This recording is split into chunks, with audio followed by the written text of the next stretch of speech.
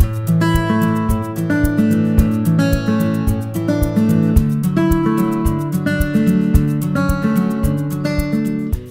everyone, welcome to my weekly video. My name is Willa Latham. I'm here in my still quite messy new studio. I'm still working on fitting it all out. And I want to wish you a happy International Women's Day. I found a very suitable topic for today, and the topic is this beautiful dish. It was made by Coalport in around the year 1900. Now, how do we know it was made around 1900? We know it because of this mark here. Coalport used this mark for many decades, but what's special here is that he said leadless glaze. And that piqued my interest because I had heard something about this and then did some research. And I found out that the story of leadless glaze is actually very much a story about women and also about children. So I thought to tell you about it. Basically, traditionally, the glaze on these items used to contain lead. The item would first be fired, and then it would be dipped in a bin of liquid glaze, and then it would be fired again, and that's how you get this beautiful white glaze. Traditionally, a lot of potters used lead or even arsenic. And of course, that created a lot of health problems. This was widely known, but like many other problems in the world, it took many, many years before anybody did anything about it. So the pottery workers, many of whom were women and young children, would get all sorts of problems. They would get anemia, weakness, blindness. Women would have a lot of miscarriages. And many children would actually die or be crippled for life. So it was a really big hardship on the workers. So in the year 1802, when the pottery industry in Britain started to become very big and strong, it was the first time that questions were asked in Parliament, and a report was brought out stating that this is a problem. So very, very slowly this resulted in an inquiry. So somebody went around the potteries and interviewed people, and I have a great quote here from Josiah Wedgwood, from the famous Wedgwood factory in 1816. And he was asked, do you think lead is a problem in your industry? And he said, yes, there is part of the business that is unwholesome. It is that part that is connected with the applying of the glaze upon the surface of the ware, called dipping. So that is the dipping of the item.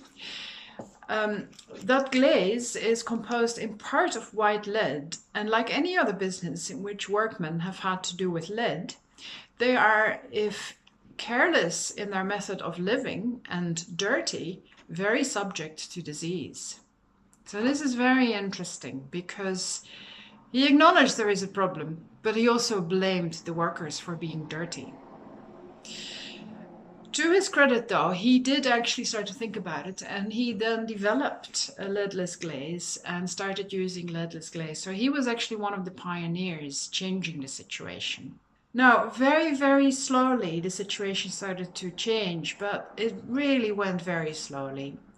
Ultimately, in 1843, a man called Samuel Scriven went up and down Staffordshire to interview all the children in all the potteries.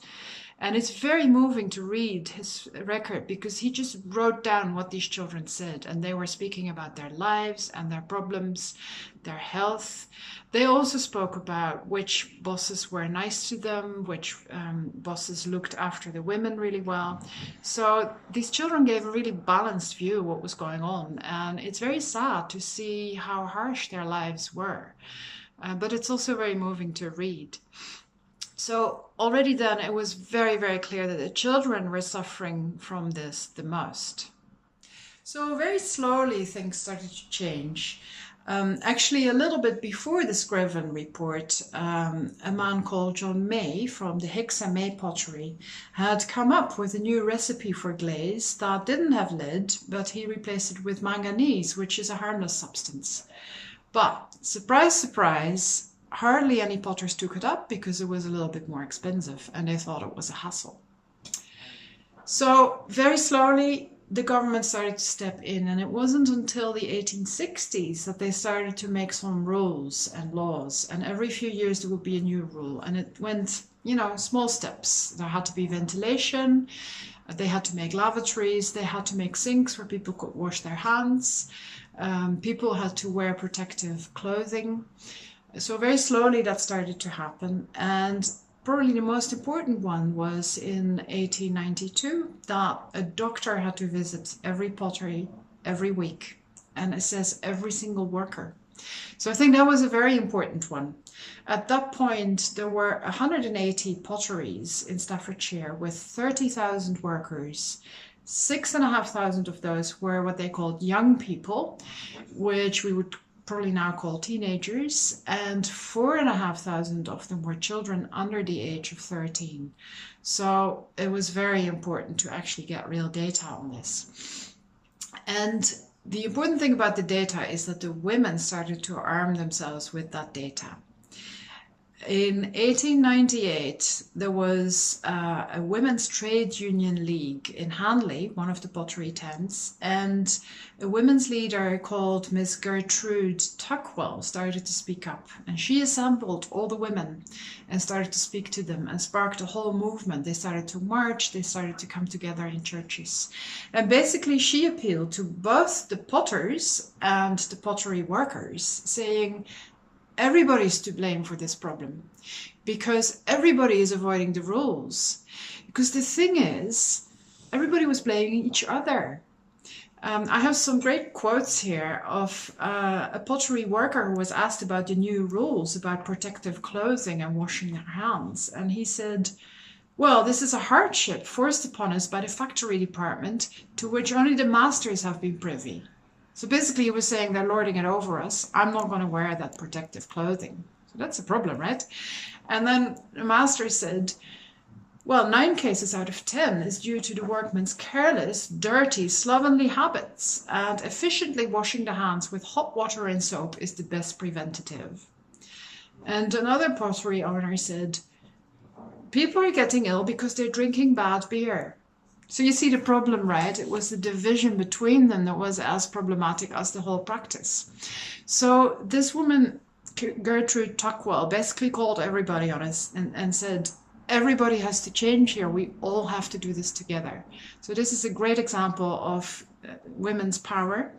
She empowered all the pottery women. They kept marching, they kept, speaking. And then that sparked a lady in high society called the Duchess of Sutherland to do the same among all the society women. And she called a boycott of glazed ware. So all the rich women stopped buying this stuff, and that really helped because then the potters really felt it in their pocket. It was much more expensive not to be able to sell this stuff than it was to simply replace the glaze recipe and buy some protective gear and check that workers were using it.